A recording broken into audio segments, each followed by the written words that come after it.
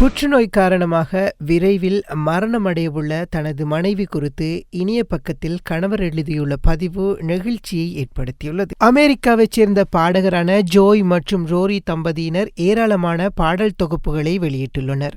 இசைத்துறையில் பாரிய விருதான கிராமி விருதுக்கும் இந்த தம்பதியினர் பரிந்துரைக்கப்பட்டுள்ளனர். இந்நிலையில் ஜாய்ஃபிக் புற்றுநோயினால் பாதிக்கப்பட்டுள்ளதாகவும் பல்வேறு சிகிச்சைகளை மேற்கொண்டும் அவரது நோயை குணப்படுத்த முடியவில்லை என்றும் குறிப்பிடப்படுகிறது.